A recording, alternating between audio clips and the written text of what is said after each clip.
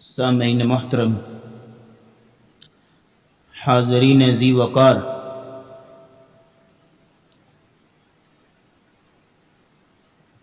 انسان اپنی دنیاوی زندگی میں مختلف مشکلات کا، پریشانیوں کا شکار ہوتا ہے۔ مختلف آزمائشیں اس پہ آتی ہیں،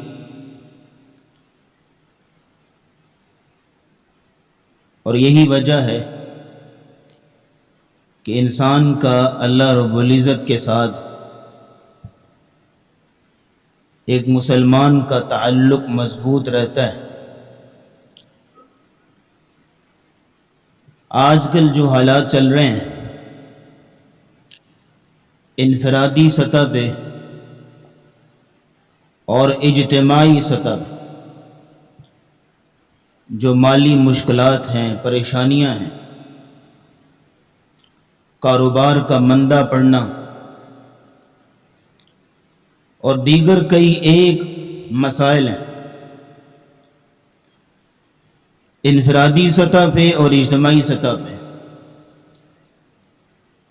دونوں حوالے سے کچھ گزارشات آج کے خطبہ میں رکھیں گے۔ پہلی چیز یہ نوٹ کیجئے کہ انفرادی سطح پہ انسان کے اوپر کچھ ایسے حالات آتے ہیں کہ بالکل جو ہے وہ کاروبار مندہ ہو چکا ہے، کسی چیز کی سمجھ نہیں آ رہی، حالات بہت اچھے تھے، اچانک جو ہے وہ نیچے آگے حالات اور بڑی مشکلات ہیں۔ اس کو نام دیا جاتا ہے بندش کا، کہ کسی نے بندش کرا دی۔ اچھا بھلا کاروبار چل رہا تھا، اب بالکل نہیں ہے، لگتا ہے کسی نے کچھ پھونک مار دی، کسی نے کوئی جادو کروا دیا۔ فلاں جو میرا ہمسایہ ہے وہ اکثر مجھ سے جلتا ہے، اس نے کچھ کروا دیا ہوگا۔ اس کو بندش کا کنسپٹ کہتے ہیں۔ جب آپ کے سامنے کوئی شخص یہ تصور پیش کرے کہ ہفتہ ہو گیا، مہینہ ہو گیا، ایک عرصہ ہو گیا، میں تو پریشان ہی پھر رہا ہوں، پہلے حالات بڑے اچھے تھے، اب ڈاؤن ہو گئے، اب کوئی سمجھ نہیں آ رہی، لگتا ہے کسی نے کچھ کروا دیا۔ جو شخص یہ بولتا ہوا نظر آئے تو آپ سمجھ جایا کریں کہ وہ چار چیزوں میں سے کسی ایک چیز کا شکار ہو چکا ہے۔ اس کے اندر چار چیزوں میں سے ایک چیز ضرور ہے۔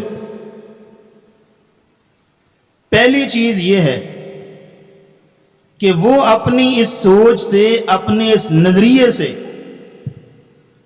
یہ بتانا چاہ رہا ہوتا ہے کہ اللہ رب العزت مجھے کچھ دینا چاہتے ہیں، اللہ مجھے ترقیاں دینا چاہتے ہیں، میرے حالات ٹھیک کرنا چاہتے ہیں، لیکن فلاں ہے جو روک کے بیٹھا ہوا ہے،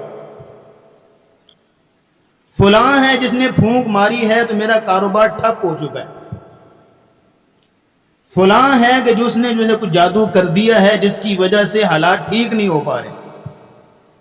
وہ یہ بتانا چاہ رہا ہوتا ہے بیسیکلی کہ نعوذ باللہ من ذالک، اللہ رب العزت کی قدرت کے آگے، اس کے فیصلوں کے آگے کوئی فلاں ہے کہ اس کا فیصلہ جو ہے وہ بھاری ہو چکا ہے۔ اس کو شرک فی التصرف کہتے ہیں کہ کائنات کے تمام معاملات میں اللہ اکیلا ہے جو کہ حاکم ہے، اس کا فیصلہ چلتا ہے، وہ جو چاہے کر سکتا ہے۔ یہ ہے توحید فی التصرف۔ لیکن جب آپ نے کہا کہ فلاں کی وجہ سے میرے حالات رکے ہوئے ہیں، اس کو شرک فی التصرف کہتے ہیں۔ لوگوں کا عجیب مائنڈ سیٹ ہو گیا ہے، یہ فلاں دن سے میں نے جب سے اس سے ملاقات کی ہے نا، تو مجھے تو کاروبار کی سمجھ نہیں آ رہی۔ اور کئیوں کا یہ کانسیپٹ ہوتا ہے کہ اگر ان کے گھر میں کوئی آ گیا رہنے کے لیے کوئی مہمان اور اتفاقاً ان دنوں میں کوئی حالات ٹھیک نہیں ہے، تو پھر ان کا کانسیپٹ کیا ہوتا ہے کہ جب سے یہ آیا ہوا ہے تب سے دکان نہیں چل رہی. یہ بتانا چاہ رہا ہوتا ہے کہ اس کی وجہ سے میرے کام رکا ہوا ہے. تو 4 چیزوں میں سے پہلی چیز اس کے اندر یہ ہوتی ہے، وہ یہ بتانا چاہ رہا ہوتا ہے. دوسری چیز یہ ہے کہ انسان جب یہ بتاتا ہے نا تو وہ یہ کہنا چاہ رہا ہوتا ہے کہ میرے اوپر کوئی پریشانی نہیں آنی چاہیے. ہم جنت میں رہ رہے، یہاں کسی قسم کی تکلیف، کسی قسم کا دکھ نہیں ہونا چاہیے. جیسے حالات بالکل جو ہے وہ اپ گریڈ ہیں، بالکل اوپر ہونے چاہیے، ڈاؤن نہیں ہونے چاہیے. یہ انسان کی سوچ بڑی محدود ہے کہ حالات ٹھیک ہیں تو میری محنت، بڑی دن رات محنت کر رہا ہوں، بڑی تگودو کر رہا ہوں، میرا بڑا تجربہ ہے. اور جب حالات ڈاؤن ہوئے، کسی نے کچھ باندھ دیا ہے، کسی نے کچھ پھونک مار دی ہے، کسی نے کچھ کر دیا. یہ انسان کی سوچ اور کتنی محدود ہے. یہی وجہ ہے کہ چونکہ ہمارا عقیدہ بڑا کمزور ہے، اللہ پہ توکل، اللہ پہ ایمان بڑا کمزور ہے ہمارا. سر آپ دنیا میں رہ رہے ہیں، یہاں پریشانیاں آئیں گی، یہاں وَتِلْكَ الْأَيَّامُ نُدَاوِلُهَا بَيْنَ النَّاسِ ہوگا. کئی دن ایسے ہوں گے آپ کی جیبیں بھری ہوں گی، کئی دن ایسے ہوں گے کہ حالات بالکل مندے، کہ گھر میں کھانے کو کچھ نہیں ہوگا. وَتِلْكَ الْأَيَّامُ نُدَاوِلُهَا بَيْنَ النَّاسِ، اللہ نے فیصلہ کر کے بھیجا ہے. وَلَنَبْلُوَنَّكُمْ بِشَيْءٍ مِّنَ الْخَوْفِ وَالْجُوعِ وَنَقْصٍ مِّنَ الْأَمْوَالِ وَالْأَنفُسِ وَالثَّمَرَاتِ. 5 چیزوں کا ذکر کیا، کہا ان چیزوں کی آزمائش تم پہ آئے گی. کبھی فصلیں تباہ ہوں گی، کبھی کاروبار مندہ پڑے گا، کبھی خوف ہوگا، کبھی بھوک ہوگی. یہ تمہاری زندگی کا حصہ ہے. 2 چیزیں ہوں گی. تیسری چیز جو بندہ بندش کا کانسیپٹ آپ کے سامنے بیان کرتا ہے نا، اس کے اندر تیسری چیز یہ ہو سکتی ہے کہ وہ اپنی کام چوری کا بہانہ بنا رہا ہے. کام کرنے کا اپنا دل نہیں کرتا، کام کرنے کو اپنی جو ہے وہ سوچ نہیں بن پا رہی، تو بہانہ بنائے گا کہ فلاں نے مجھے باندھ دیا ہو، ہفتہ ہو گیا ہے میرا تو کام کرنے کا جی نہیں کر. لے یہ کون سا عذر ہے؟ لگتا ہے مجھے کسی نے پکڑ لیا، باندھ دیا مجھے. جیسے قاری صاحب آپ نا بچے کو چینی دم کر کے دے دیں، بچہ نا پڑھ نہیں رہا، بھائی بڑا اچھا پڑھتا تھا، 1 سال ہو گیا بچہ پڑھ نہیں رہا، چینی دم کر کے دے دیں. بھائی میں ایک اسٹوڈنٹ تیرے سامنے کھڑا ہوں، میری طرف دیکھیے ذرا، میرا دل نہ کر رہا پڑھنے کو، تو سارے گھر والے زور لگا لیں مجھے پڑھا نہیں سکتے. اور اگر میرا دل کر رہا پڑھنے کو، میں یہاں کتابیں لے کے بیٹھتا ہوں، کوئی مائی کا لال آئے مجھے اٹھا کے دکھائے، میں یہاں بیٹھتا ہوں پڑھتا. جب بچے کا دل ہی نہیں کر رہا پڑھنے کو، تو چینی کیا پوری شوگر مل دم کرا کے دے دیں، کوئی فرق نہیں پڑے گا اس کا اپنا دل نہیں کر رہا. تو آپ کا ہفتہ ہو گیا، مہینہ ہو گیا، کام بند پڑا ہوا ہے نا، تو اس کا آپ قصوروار ہیں. آپ کا اپنا دل نہیں کر رہا، آپ کا اپنی توجہ نہیں ہے کام کے اوپر، آپ خود جہاں دائیں بائیں جو ہے پھر رہے ہیں، تو آپ بہانہ بنا رہے ہیں کہ فلاں نے کچھ باندھ دیا، فلاں نے کچھ کر دیا ہے. کوئی اتنا فارغ اور ویلا نہیں آپ کے لیے، لوگوں کو اپنے بڑے کام. 3 چیزیں ہوگی. چوتھی چیز نوٹ کیجئے گا اور آخری، جب بندہ یہ کانسیپٹ آپ کے سامنے بیان کرتا ہے نا، حالات مندے ہیں، لگتا ہے مجھے کسی نے باندھ دیا ہے، تو چوتھی چیز یہ بتانا چاہ رہا ہوتا ہے کہ اپنا جو قصور ہوتے ہیں، اپنے جو گناہ ہوتے ہیں، ان کا سارا پلندہ دوسروں پہ ڈال رہا ہوتا ہے. اس کی یہ حالت ہوئی ہوتی ہے اس کے اپنے گناہوں کی وجہ سے. یہ نہیں دیکھنا کہ میں نے کتنے لوگوں کے ساتھ زیادتیاں کی ہیں، ان کا وبال ہو سکتا ہے. یہ نہیں دیکھنا کہ اللہ کی طرف سے کوئی آزمائش ہو سکتی ہے. یہ نہیں دیکھنا کہ اللہ رب العزت کی طرف سے کوئی مصیبت ہو سکتی ہے. یہ نہیں دیکھنا کہ میں نے صلہ رحمی میں کتنی ڈنڈیاں ماری ہیں اور میرے کتنے قصور ہیں. اپنے آپ کو سکین نہیں کرنا، اپنی آپ کی طرف جو ہے وہ جھانکنا نہیں ہے، تو پلندہ سارا دوسروں پہ ڈال دینا کہ فلاں نے کر دیا، فلاں نے کر دیا. تو یہ 4 چیزیں اس بندے کے اندر پیدا ہوتی ہیں جو یہ کانسیپٹ بیان کرتا ہے کہ میرا کاروبار نہیں چل رہا، بچے نہیں پڑھ رہے، اور یہ ہے کہ جو ہے وہ پہلے رشتے آ رہے تھے اب آنا بند ہو گئے، بیٹی کا رشتہ نہیں ہو پا رہا، بڑی پھر رہے ہیں، بڑے چکر لگا رہے ہیں، کسی نے باندھ دیا، کسی نے پکڑ لیا. وہ 4 چیزوں میں سے کوئی ایک چیز اس کے اندر ضرور ہوتی ہے. لیکن اس کے باوجود بھی ہم یہ نہیں کہتے کہ یہ بندش کا جو کانسیپٹ ہے غلط ہے. ہاں اس کی حقیقت ہے کچھ. جادو جو ہے نا، جادو جو کیا جاتا ہے وہ 5 وجوہات اس کی، 5 چیزوں کی وجہ سے جادو کیا جاتا ہے کسی پہ. نمبر 1، کسی کو بیمار کرنے کے لیے کہ وہ بیمار ہو جائے، اس کے لیے وہ پتلا لیتے ہیں اس کا، اور پھر یہ ہے کہ اس کے اندر سوئیاں چبو کے کسی دور دراز جگہ پہ پھینک دیتے ہیں تاکہ یہ بیمار ہی رہے, کبھی صحت یاب نہ ہو. دوسرا جادو کیا جاتا ہے کسی کو مارنے کے لیے کہ مر جائیے, اور پھر یہ کہ انسان اندر ہی اندر آہستہ آہستہ ٹینشنیں لے لے کے مر جاتا ہے. تیسری وجہ یہ ہوتی ہے جادو کرنے کی کہ کسی کو اپنے قابو میں کرنے کے لیے, کہ میرے قابو میں آ جائے, میری اطاعت کرے. جیسے بڑے آپ کو اشتہار لگے نظر آتے ہوں گے محبوب آپ کے قدموں میں, وہ یہی جادو کرتے ہیں کہ کسی کو اپنے قابو میں کرنے کے لیے. چوتھا یہ جادو ہوتا ہے کہ دو لوگوں کے درمیان پھوٹ ڈالنے کے لیے, جیسے میاں بیوی کے درمیان پھوٹ پڑ جائے اور طلاق ہو جائے, اور پھر یہ ہے کہ دو بھائی ہیں آپس میں بڑی ان کی محبت ہے, ایسی ان کے اندر پھوٹ پڑے کہ لڑائی ہو جائے اور علیحدہ علیحدہ ہو جائے. پانچویں اور آخری قسم ہے بندش. یہ بھی جادو کی ایک قسم ہے کہ ایسا جادو کروایا جائے کہ اس کا کاروبار ٹھپ ہو جائے, کاروبار بند ہو جائے, اس کے جو بیٹی کے رشتے آ رہے ہیں, بیٹے کے رشتے آ رہے ہیں, وہ سارے بند ہو جائیں, بچے جو پڑھ رہے ہیں وہ سب کچھ رکا, یعنی ہر قسم کے کام میں رکاوٹ ہو جائے. یہ جادو بھی لوگ کرواتے ہیں, اور بیٹھے ہوئے دکاندار دکانیں سجا کے لوگ جادو کر کے دیتے ہیں. تو ہم انکار نہیں کرتے یہ جادو ہوتا ہے, ہم بتانا یہ چاہ رہے ہوتے ہیں کہ ہر چھوٹی سی چھوٹی پریشانی, ہر چھوٹی سی چھوٹی مصیبت, ہر چھوٹی سی چھوٹی تکلیف کو فوراً اس پہ ڈال دینا کہ فلاں ہے اس نے کچھ کر دیا ہے, یہ ایمان کی کمزوری کی دلیل ہے. اب اس چیز سے بچنا ہے آپ نے, تو اپنے عقیدے کو مضبوط کیجئے. عقیدے کو مضبوط کرنے کے لیے 5 چیزیں اپنے اندر پیدا کریں. اب عقیدے کو مضبوط کرنے کے لیے 5 چیزیں. جب یہ تصور ذہن میں آئے کہ فلاں نے کچھ باندھ دیا ہے, فلاں نے کچھ پھونک مار دی ہے, تو 5 چیزیں سوچ لیجئے. نمبر 1, نفع نقصان کا مالک کون ہے؟ اللہ. یہاں سارے بیٹھے یہی کہیں گے کہ اللہ ہی مالک ہے, لیکن اصل چیز اپنے دل کو سمجھانے کی ضرورت, اپنی سوچ اس طرف لگانے کی ضرورت, یہ عقیدہ اپنے ذہن میں بٹھانے کی ضرورت ہے. زبان سے تو سارے کہیں گے نفع نقصان کا مالک اللہ ہے, لیکن یہ ہے کہ سوچ اس طرف نہیں ہوتی. آج اللہ نہ کرے حالات ڈاؤن ہوں تو یہ انسان کبھی ادھر جائے گا کبھی ادھر جائے گا, جو اصل عقیدہ ہے اس کی طرف نہیں آئے گا. پہلی چیز یہ نوٹ کریں, نفع نقصان کا مالک اللہ ہے. قرآن مجید میں اللہ نے فرمایا وَإِن يَمْسَسْكَ اللَّهُ بِضُرٍّ فَلَا كَاشِفَ لَهُ إِلَّا هُوَ. اگر اللہ رب العزت آپ کو کوئی تکلیف دینا چاہیں, فَلَا كَاشِفَ لَهُ إِلَّا هُوَ, اس تکلیف کو اور کوئی دور نہیں کر سکتا. وَإِن يُرِدْكَ بِخَيْرٍ فَلَا رَادَّ لِفَضْلِهِ. اور اگر اللہ رب العزت آپ کے ساتھ بھلائی کا ارادہ کر لیں تو اللہ کے فضل کو کوئی روک نہیں سکتا.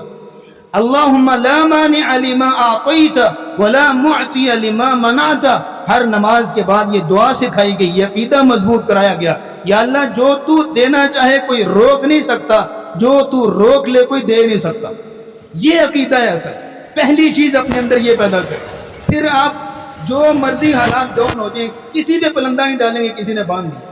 یار حیرانگی کی بات ہے, ایک دیہڑی دار مزدور ہے, اسی کو کسی نے باندھنا ہے, اور بل گیٹ بیٹھا ہوا ہے, اتنے اس کے پاس پیسے ہیں, اس کو کوئی نہیں باندھ رہا. یہ سیاستدان ملک کو کھائی جا رہے ہیں, ان کو کوئی نہیں باندھتا. یہ غریب آدمی بیچارہ مزدور جو 1500 دیہڑی کماتا ہے, صرف اسی کو باندھتے ہیں, اسی کو جادو کرتا ہے. یہ صرف نا ذہن کا فطور ہے, اس کے پیچھے اصل حقیقت کوئی نہیں. ایک چیز تو یہ ہو گئی. دوسرا, یہ اپنا عقیدہ بنا لیں. پہلی چیز کہ نفع نقصان کا مالک اللہ ہے. دوسری چیز یہ نوٹ کریں کہ جو کچھ بھی مجھے مصیبت آتی ہے, جو کچھ بھی مجھے نفع ملتا ہے, وہ اللہ رب العزت نے میری تقریر کی کتاب میں لکھ کے رکھا ہوا ہے. ما اصاب من مصیبت فی الارض ولا فی انفسکم الا فی کتاب من قبل ان نبرأها. جو بھی آپ کو مصیبت پہنچتی ہے, تکلیف پہنچتی ہے, دکھ پہنچتا ہے, یا کوئی فائدہ نفع پہنچتا ہے, اللہ رب العزت نے اپنی جو ہے وہ تقریر کی کتاب میں آپ کے لیے لکھ کے رکھا ہوا ہے. 2 باتیں ہوگی. تیسری بات یہ نوٹ کیجئے, جو بھی مجھے مصیبت پہنچتی ہے, تکلیف پہنچتی ہے, وہ اللہ رب العزت کی مشیت سے, اس کے ارادے سے پہنچتی ہے. اللہ رب العزت کی مشیت کے بغیر تو یہاں پتہ نہیں ہلتا. اس کی مشیت کے ساتھ, اس کے ارادے کے ساتھ ہمیں پہنچتی ہے. قُلْ لَن يُصِيبَنَا إِلَّا مَا قَدْ كَتَبَهُ اللَّهُ لَنَا. ہمیں صرف وہی مصیبت پہنچتی ہے, وہی تکلیف پہنچتی ہے کہ جو اللہ نے ہمارے لیے لکھی ہے, جو اللہ کی مشیت. اور نبی کریم صلی اللہ علیہ وسلم نے عبداللہ بن عباس کو یہ عقیدہ سمجھایا تھا, وَعَلَمْ أَنَّ الْأُمَّةَ لَوْ اجْتَمَعُوا عَلَىٰ أَن يَنْفَعُوكَ بِشَيْءٍ لَمْ يَنْفَعُوكَ إِلَّا بِشَيْءٍ قَدْ كَتَبَهُ اللَّهُ لَكَ. یاد رکھنا, پوری کائنات جمع ہو جائے اور تمہیں فائدہ پہنچانا چاہیں, تمہیں جو ہے وہ کامیابی دینا چاہیں, پوری کائنات جمع ہو گئے, لیکن اللہ اگر تمہیں وہ فائدہ, وہ کامیابی نہیں دینا چاہتے نا, تو پوری کائنات مل کے بھی تمہیں وہ فائدہ نہیں دے سکتے. اور فرمایا کہ وَلَوْ اجْتَمَعُوا عَلَىٰ أَن يَضُرُّوكَ بِشَيْءٍ لَمْ يَضُرُّوكَ إِلَّا بِشَيْءٍ قَدْ كَتَبَهُ اللَّهُ عَلَيْكَ. اور اگر پوری کائنات مل کے تجھے نقصان پہنچانا چاہے، پوری کائنات مل جائے، اللہ کی مشیت اس کے ارادے کے بغیر تمہارا بال بھی بیکا نہیں کر سکتے۔ یہ عقیدہ انسان کا ہو۔ تین باتیں۔ چوتھی بات یہ نوٹ کیجیے عقیدے کی مضبوطی کے لیے کہ آپ یہ عقیدہ بنا لیں، نصیبک یصیبک ولو تحت الجبلین، آپ کا جو نصیب ہے وہ آپ کو مل کے رہے گا چاہے دو پہاڑوں کے نیچے دبا ہوا ہے۔ آپ کا نصیب آپ تک پہنچ کے رہے گا، تب تک آپ کی سانس بند نہیں ہوگی، آپ کی آنکھیں بند نہیں ہوں گی دنیا سے، جب تک آپ اپنا پورا نصیب کھا نہیں لیتے، پورا نصیب استعمال نہیں کر لیتے، اپنا حصہ حاصل نہیں کر لیتے دنیا سے۔ جب آپ کا حصہ ختم ہو گیا، نبی اسلام کی حدیث ہے، جب دانہ پانی اٹھ جاتا ہے تو پھر یہ ہے کہ انسان جو ہے دنیا سے چلا جاتا ہے، لیکن جب تک جو ہے وہ رزق کی فراوانی ہے اس کے لیے اللہ رب العزت اس کو دیتے رہتے۔ یہ انسان کا عقیدہ اس بات پہ ہونا چاہیے کہ نصیبک یصیبک ولو تحت الجبلین، جو آپ کا نصیب ہے وہ آپ کو مل کے رہے گا چاہے دو پہاڑوں کے نیچے دبا ہوا ہو۔ وما لا نصیبک لا یصیبک ولو تحت الیدین، اور جو آپ کا نصیب نہیں ہے وہ آپ کو نہیں مل سکے گا چاہے آپ نے اپنے ہاتھوں میں پکڑا ہو، وہ بالکل نہیں ملے گا آپ کو، وہ آپ کے منہ میں نہیں جا سکتا۔ اس لیے انسان کا یہ عقیدہ، یہ چار چیزیں ہوں گی۔ پانچویں چیز یہ نوٹ کیجیے، جو آپ کو مصیبت پہنچی ہے، جو آپ کو دکھ تکلیف پہنچا ہے، جو آپ کو بھی کسی قسم کی حالات ڈاؤن ہوئے ہیں، تو یہ اس کو اللہ کی حکمت، اس کی مشیت، اس کی مصلحت سمجھیے۔ انسان کا عقیدہ کمزور وہاں ہوتا ہے کہ جہاں حالات جو ہے وہ ڈاؤن ہوئے تو پھر فوراً سے جو ہے وہ اللہ کے سامنے گلے شکوے اور ناشکریاں کرنے لگتا ہے۔ اللہ کی حکمت سمجھیے۔ اگر اللہ کی حکمت کے کانسیپٹ کو سمجھ نہ ہو تو سورۃ الکہف میں حضرت موسیٰ اور حضرت خضر کا واقعہ پڑھ لیجیے دھیان سے اور توجہ سے۔ اس کا مطلب ہے اگر آپ کو اللہ کی حکمت پہ ایمان نہیں ہے، اللہ کی حکمت پہ آپ راضی نہیں ہیں، اس کا مطلب ہے آپ نے سورۃ کہف کا واقعہ پڑھے ہی نہیں ہے دل سے، کہ سیدنا خضر علیہ السلام نے ان کی کشتی میں سوراخ کر دیا تھا۔ اب بظاہر تو نقصان کیا ان کا، لیکن بعد میں جب وضاحت کی گئی تو کیا سامنے آیا کہ فائدہ کیا ان کا۔ اب وہ جو بچے کو قتل کر دیا چھوٹے سے، تو بظاہر تو نقصان کیا ہے، بظاہر تو غلط کام کیا ہے، اس لیے سیدنا موسیٰ بول پڑے تھے، لیکن یہ ہے کہ جب وضاحت کی گئی تو سمجھ میں آئی اللہ کی حکمت اس چیز میں اور فائدہ اس چیز میں تھا۔ اس لیے کہ انسان کو اکثر اوقات بات سمجھ میں نہیں آتی، جو بات اللہ سوچ رہے ہوتے ہیں، جو بات اللہ فیصلہ کر کے بیٹھے ہوتے ہیں بندے کے لیے۔ سلف کہا کرتے تھے اگر کسی بندے کے سامنے اس کو خالی پیپر دیا جائے نا، یہاں اپنی خواہشیں لکھوں، مجھے یہ بھی چاہیے، مجھے یہ بھی چاہیے، میرے لیے یہ بھی ہو، یہ بھی ہو، ایسا بھی ہو، ایسا بھی ہو، ساری خواہشیں اپنی لکھ لو، جو تمہارا دل چاہتا ہے۔ اس کے سامنے پورا ورق آ گیا، لیکن جب بعد میں جو اللہ نے اس کے لیے تقدیر میں لکھا ہوا اس کے سامنے لایا جائے نا، اللہ کی قسم اپنا لکھا ہوا پھاڑ دے گا اور کہے گا جو اللہ نے لکھا ہے مجھے وہ چاہیے بس۔ انسان کی سوچ بڑی محدود ہے نا، انسان بڑا جلد باز ہے، ٹھیک ہوگا جی۔ تو یہ 5 چیزیں انسان کو اپنے اندر پیدا کرنی چاہیے عقیدے کی مضبوطی کے لیے۔ پھر ایک چھٹی چیز بھی نوٹ کر لیجیے، اس میں ایڈ کر لیں تو بڑا عقیدہ مضبوط ہو جائے گا انشاءاللہ، کہ جب آپ پہ مصیبت آتی ہے، پریشانی آتی ہیں، حالات اپ اینڈ ڈاؤن ہوتے ہیں، تو آپ کو اللہ رب العزت اپنی طرف بلانا چاہ رہے ہوتے ہیں، اپنی طرف توجہ مبذول کرانا چاہ رہے ہوتے ہیں۔ سورہ سجدہ کی آیت نمبر 21 میں آتا ہے وَلَنُذِيقَنَّهُم مِّنَ الْعَذَابِ الْأَدْنَىٰ دُونَ الْعَذَابِ الْأَكْبَرِ لَعَلَّهُمْ يَرْجِعُونَ۔ اللہ رب العزت چھوٹی چھوٹی مصیبتوں میں بندے کو مبتلا کرتا ہے لَعَلَّهُمْ يَرْجِعُونَ، تاکہ وہ میری طرف پلٹیں۔ اللہ رب العزت انڈیکیٹ کرتے ہیں کہ آج کل تیری توجہ نمازوں میں نہیں ہے، آج کل تیری توجہ اذکار میں نہیں ہے، آج کل تم مجھ سے بڑا دور بھاگ رہے ہیں، سوئے رہتا ہے صبح 7-8 بجے تک، میرا ذکر نہیں کرتا، میرے سامنے آ کے نہیں جھکتا، مجھے ٹائم نہیں دیتا۔ اس میں فائدہ کیا اللہ کا؟ آپ کا ہی تو فائدہ ہے۔ نہ نماز کی فکر ہے، نہ قرآن کی فکر ہے، نہ اذکار کی فکر ہے۔ یہاں ماشاءاللہ سے نیک لوگ بیٹھے ہیں، یہاں کیا پوچھنا ہے؟ آپ باہر نکل کے پوچھیں، حضرت کسی شخص کو بھی آپ پوچھیں کہ کتنے دن ہو گئے قرآن کھولا ہوا، کتنے دن ہو گئے اذکار کیے ہوئے صبح شام کے، سر پھیڑیں گے، کچھ نہیں کیا کبھی۔ تو پھر حالات ڈاؤن نہ ہوں تو کیا ہوں؟ اس لیے یہ چیز وَلَنُذِيقَنَّهُم مِّنَ الْعَذَابِ الْأَدْنَىٰ دُونَ الْعَذَابِ الْأَكْبَرِ لَعَلَّهُمْ يَرْجِعُونَ، یہ حالات اللہ ڈاؤن کرتا ہے تو تاکہ اللہ کے بندے اس کی طرف آئیں۔ کبھی کسی لوگوں آپ دیکھیں، ہم جو کوئی کسی کو مذمت نہیں کرتے، کنڈیم نہیں کرتے، حالات ڈاؤن ہوتے ہیں تو تہجد شروع کر لیتے ہیں، وہ فائدہ ہوتا ہے نا کہ حالات ڈاؤن ہوئے تہجد شروع کر لی اللہ کی طرف، لیکن غلط یہ ہوتا ہے کہ جب حالات ٹھیک ہو گئے سویا رہتا ہے، کوئی پرواہ نہیں. یہ ایک مطلب پرستی ہوئی اللہ کے ساتھ. یہ 6 چیزیں اپنے اندر پیدا کر لیجیے عقیدے کی مضبوطی کے لیے. جب آپ یہ 6 چیزیں پیدا کر لیں گے تو کوئی آپ کو باندھ دے، کوئی آپ کو پکڑ لے، کوئی آپ کا ہاتھ پکڑ لے، بازو پکڑ لے، پھونک مار دے، کوئی بھی جادو کر لے، آپ کو کوئی پرواہ نہیں ہوگی انشاءاللہ، کیونکہ آپ کا عقیدہ مضبوط ہے.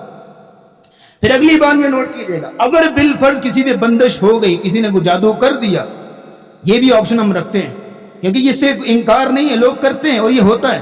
رسول اکرم صلی اللہ علیہ وسلم پہ جادو ہوا تھا اور وہ بندش کا جادو تھا. آپ علیہ السلام کو جو ہے وہ سمجھ نہیں آتی تھی دنیاوی معاملات میں، میں نے کھانا کھایا کہ نہیں کھایا، میں گھر گیا ہوں کہ نہیں گھر گیا، لیکن دینی معاملات آپ کے سٹیبل رہے، ان کو کوئی پرابلم نہیں ہوئی، کیونکہ جادو اللہ کی مشیت سے ہوتا ہے. تو اللہ رب العزت نے جتنا چاہا اتنا جادو ہوا، باقی نہیں ہوا. دینی معاملہ ڈسٹرب نہیں ہوئے، دنیاوی معاملہ ڈسٹرب ہوئے. رسول اللہ پہ جادو ہوا، اس سے انکار نہیں ہے، لیکن اس کا حل کیا ہے؟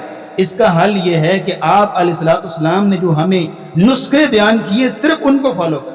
مت جائیے دکانداروں کے پاس، وہ آپ کو بیٹھے ہوئے لوٹنے کے لیے. آپ فارچونر سے جو ہے وہ نیچے اتر کے کسی کے پاس جاتے ہیں، جناب کاروبار نہیں چل رہا. بڑی مزاحیہ بات ہے، دیکھیں مزہ کا خیز بات ہے. آپ فارچونر سے اترے ہیں، آپ کے پاس ہونڈا سیوک ہے، اتنا آپ مالدار ہیں، اور آپ جاتے ہیں کسی بابے فقیر کے پاس جو ہے وہ جھونپڑی لگا کے بیٹھا ہوا ہے، اور آپ اسے کہتے ہیں کہ میرا جو ہے وہ کاروبار نہیں چل رہا، مجھے کوئی تعویذ دیں. سر اس کا تعویذ اتنا کارآمد ہوتا تو آپ کے پاس فارچونر اس کے پاس نہ ہوتی، وہ کیوں جھونپڑی لگا کے بیٹھا ہوا ہے؟ ابھی یہاں کو نمازی بیٹھے ہوں گے، ناراض ہو جائیں گے. مجھے کل کہہ رہے ہیں میں ایک مکان بنا رہا ہوں، تو آتے جاتے پھونک مار دیا کریں، آتے جاتے پھونک مار دیا کریں. میں نے انہیں تو کہا ٹھیک ہے مار دوں گا، لیکن دل میں نے سوچا میری پھونک اتنی کارآمد ہوتی ہے، آپ اتنا گھر بنا رہے ہیں، میں نے بنا لیتا. لوگوں کا یہ نظریہ بن چکا ہے، سر جی آپ خود کریں، ریڈی میڈ نہ لیں آپ چیزیں، آپ خود محنت کریں، خود اللہ کے ساتھ تعلق بنائیں. مت جائیں ان دکانداروں کے پاس، مت جائیں ان پھونک مارنے والوں کے پاس. آپ جو ہے وہ اللہ کے ساتھ تعلق مضبوط بنائیں، اور جو طریقہ رسول اکرم صلی اللہ علیہ وسلم نے سکھایا ہے اس کو فالو کیجئے. اور پھر آپ لوگ اصل میں چاہتے ہیں ریڈی میڈ، کسی کے پاس جائیں گے، سر جی آپ جو ہے وہ یہ تعویذ دے دیں، یہ پھونک مار دیں، حالات ٹھیک نہیں ہیں. وہ جب کوئی بتاتا ہے نا، کوئی اگر عالم ربانی ہو بتاتا ہے کہ آپ یہ پڑھ لیں، آپ یہ رسول اللہ کی دعا سکھائیے، آپ یہ پڑھ لیا کریں صبح شام. اچھا ہمیں نہیں پڑھا جاتا، آپ ایسا کریں خود پڑھ لیا کریں، ہم آپ کو پیسے دے دیں. وہ تو پہلے بیٹھے ہوا دکانداری سے جا کے وہ تو کہے گا لاؤ بھائی. یہ طریقہ نہ اپنے، خود پڑھیے. جب تک آپ اپنی زبان سے نہیں پڑھیں گے کوئی فائدہ نہیں ہونے والا. تو رسول اکرم صلی اللہ علیہ وسلم نے جو تعویذات دیے ان کو فالو کیجئے. پہلا تعویذ نوٹ کیجئے گا، آخری 2 صورتیں، یہ سب سے بڑا تعویذ ہے. یہ سب سے بڑا تعویذ. ذرا سی پریشانی ہو، ذرا سی ذہن کے اندر پریشانی ہو، ٹینشن آئے، فوراً سے قل اعوذ برب الفلق قل اعوذ برب الناس، یہ دونوں صورتیں پڑھیں. بڑی تاثیر ہے ان کے اندر. 11 گریں لگائی تھی رسول اکرم صلی اللہ علیہ وسلم پہ جب جادو کیا گیا تھا. ایک ایک آیت رسول اللہ پڑھتے گئے تھے، وہ گرہ کھلتی گئی تھی. اتنی تاثیر ہے ان 2 صورتوں کے اندر، ان کو کبھی نہ بھولیے. دوسرا آپ کو تعویذ دینے لگا ہوں، آیت الکرسی. اس کے اندر بڑی تاثیر ہے، سب سے عظیم آیت ہے قرآن کی. شیطان نے کہا تھا سیدنا ابو ہریرہ کو کہ ابو ہریرہ آپ یہ آیت الکرسی پڑھ لیا کریں، میں آپ کے قریب کبھی نہیں آؤں گا. آج ذرا سی بات ہوتی ہے شیطان پہ ڈال دیتے ہیں، یہ فلاں موکلوں نے کچھ کر دیا ہے، فلاں شیطان نے کر دیا، اور شیطان بھی بیٹھا ہنس رہا ہوتا ہے میں نے تو کچھ کیا نہیں، ایویں مجھے کریڈٹ دی جا رہے ہیں، ایویں میرے کھاتے میں ڈال دے جا رہے ہیں. اس طرح کا مائنڈ سیٹ بن گیا لوگوں کو. تو تعویذات جو رسول اللہ نے بتائی ان کو فالو کیجئے. نمبر 1 معوذتین، آخری 2 صورتیں. نمبر 2 آیت الکرسی. نمبر 3 سورۃ الفاتحہ. سورۃ الفاتحہ سے بڑھ کے بڑی موت کوئی نہیں ہے جادو کے لیے. سورۃ الفاتحہ سے بڑھ کے شیطان کے لیے، جنوں کے لیے کوئی موت نہیں ہے. اتنی پاور ہے سورۃ الفاتحہ کے اندر. ابو سعید خدری رضی اللہ تعالیٰ عنہ نے جب دم کیا تھا بچھو کے ڈسے ہوئے کو، ایک بار دم کی اللہ نے شفا دے دی. اور یہ کچھ بھی نہیں ہے. علاقہ بن سہار تمیمی رضی اللہ تعالیٰ عنہ ابھی تازہ مسلمان ہوئے ہیں، فریش مسلمان، اور رسول اکرم صلی اللہ علیہ وسلم کی مجلس سے نکلے تو باہر پہنچے اپنے قبیلے میں، تو وہاں پہ ایک شخص تھا جس کو زنجیروں میں جکڑا ہوا تھا. زنجیروں میں. پوچھا کیا ہوا؟ کہا یہ ذہنی توازن ٹھیک نہیں، پاگل ہے، اس کو ہم نے اس لیے زنجیروں میں جکڑا ہوا ہے. کہا ادھر لاؤ. ایک روایت میں آتا ہے کہ انہوں نے کہتے ہیں کہ میں نے 3 دن صبح و شام اس کو سورۃ فاتحہ پڑھ کے دم کیا اور کچھ نہیں کیا. 3 دن صبح و شام اللہ رب العزت نے اس کو شفا دے دی. 3 دن دم کیا، اور آج جو ہے وہ سالوں سال مینٹل ہاسپٹل میں مریض پڑے رہتے ہیں، کوئی شفا نہیں ملتی. سورۃ الفاتحہ کے اندر اتنی تاثیر ہے. چوتھی بات یہ نوٹ کیجئے گا، آیت کریمہ لا الہ الا انت سبحانک انی کنت من الظالمین، اس کے اندر بڑی پاور ہے۔ سیدنا یونس علیہ السلام مچھلی کے پیٹ میں ہے، 3 اندھیروں کے اندر ہیں، اور وہاں اللہ کو پکاریں لا الہ الا انت سبحانک انی کنت من الظالمین۔ یہ آیت اتنی پاورفل ہے، آج بیٹھے ہیں جمعے کی نماز کے بعد جس کو کوئی پریشانی ہے، جس کو کوئی ٹینشن ہے، عصر کی نماز کے بعد بیٹھ مغرب تک پڑھ، جتنی تک پڑھ سکتا ہے انشاءاللہ اللہ رب العزت جب آج کا سورج غروب ہوگا تیری ساری ٹینشنیں غروب ہو چکی ہوں، اللہ رب العزت اللہ تمام جو ہے تمہاری پریشانیاں دور کر دیں گے۔ یہ اتنی پاور ہے آیت کریمہ کے اندر۔ پھر 5ویں بات نوٹ کیجئے گا کہ ہر روز صبح اور شام یہ دعا پڑھ لیا کریں 3 مرتبہ، بسم اللہ الذی لا یضر مع اسمہ شیء فی الارض ولا فی السماء وہو السمیع العلیم۔ نبی اسلام نے فرمایا جو صبح 3 مرتبہ شام کو 3 مرتبہ پڑھ لیتا ہے لم تصبہ فجأۃ بلاء، اللہ رب العزت کی توفیق اور اس کے فضل سے اس بندے پہ کبھی بھی اچانک مصیبت نہیں آئے گی۔ یہ تاثیر ہے ان تعویذات کی جو رسول اکرم صلی اللہ علیہ وسلم نے ہمیں سکھائے، ان کو پڑھیے۔ اور پھر سب سے بڑھ کے فجر کی نماز ہے۔ فجر کی نماز کے بارے میں رسول اکرم صلی اللہ علیہ وسلم نے فرمایا جس نے فجر کی نماز پڑھ لی تو اللہ کی فَهُوَ فِي ذِمَّةِ اللَّهِ، وہ اللہ کی ضمانت میں، اللہ کے اس حصار میں آ جاتا ہے، حفاظتی شیلڈ میں آ جاتا ہے، اللہ کی گارنٹی میں آ جاتا ہے کہ شام تک اس بندے کو کوئی تکلیف کوئی مصیبت نہیں پہنچنی چاہیے۔ فَلَا تُخْفِرُوا ذِمَّةَ اللَّهِ، نبی اسلام نے اللہ کی ضمانت کو نہ توڑا کرو فجر کی نماز چھوڑ کے۔ یہ 6 تعویذات میں نے آپ کے سامنے رکھے، ان کو گلے سے لگائیے۔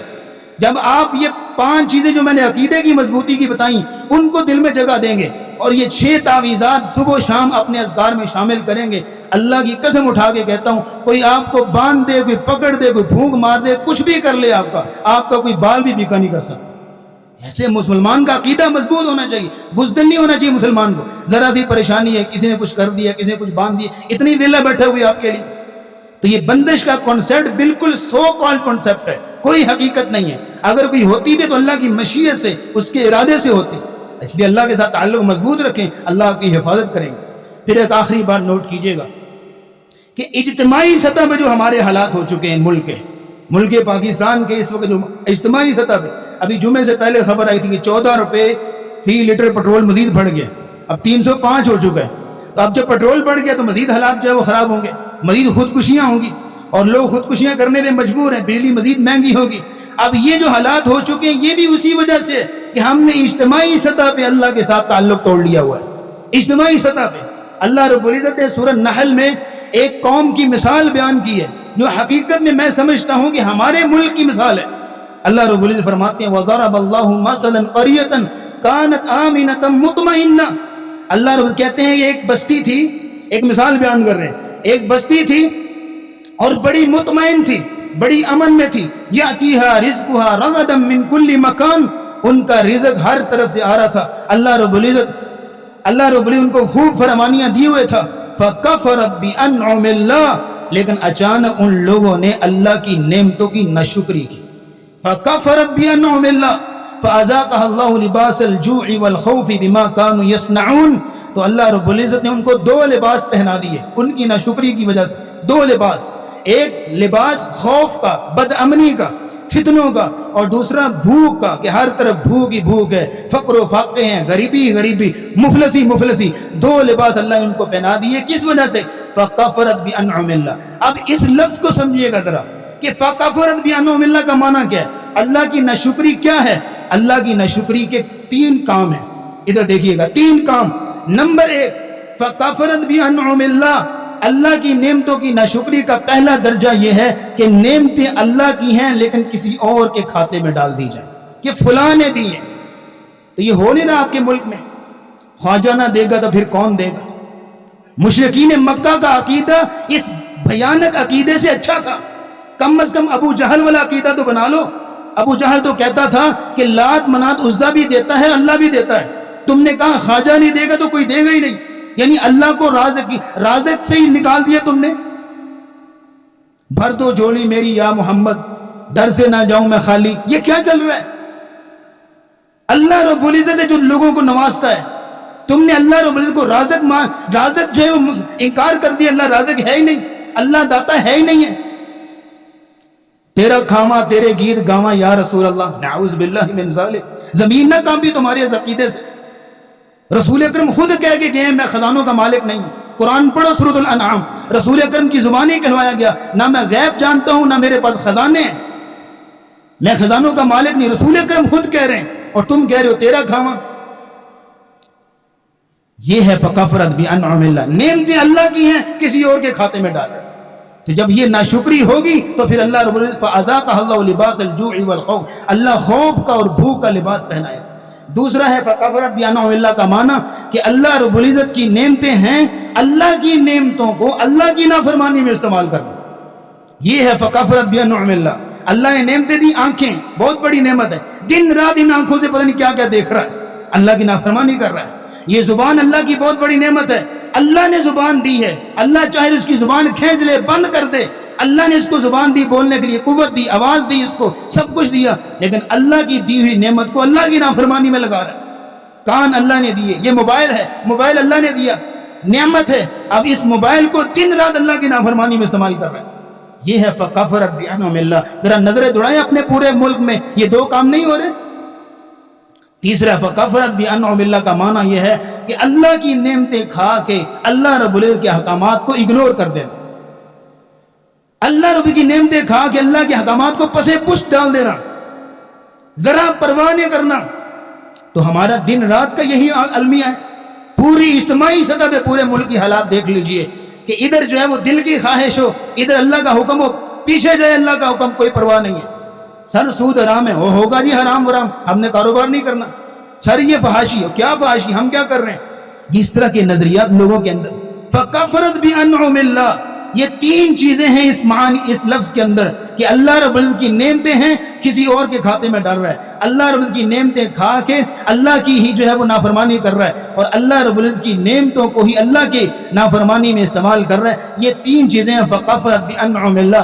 جب یہ قوم جو ہے وہ اس گناہ کے اندر ملوث ہو جائے فَأَذَاقَهَا اللَّهُ لِبَاسَ الْجُوعِ وَالْخَوْفِ بِمَا كَانُوا يَصْنَعُونَ، تو اللہ رب العزت ان کو خوف کا اور بھوک کا لباس پہنا دیتے ہیں۔ اللہ سے دعا کرتے ہیں اللہ ہمارے اس وطن عزیز پہ اپنا رحم کرے، اللہ رب العزت ہمارے حالات پہ رحم فرمائے، اللہ رب العزت اپنی رحمتوں کے اپنے خزانوں کے منہ ہماری طرف کھول دے، اور ہر طرح کی شرک و بت پرستی اور ہر طرح کی بدعات کا یہاں سے خاتمہ فرما کے اللہ رب العزت کامل دین اسلام یہاں نافذ فرمائے۔ وآخر دعوانا الحمدللہ رب العالمین۔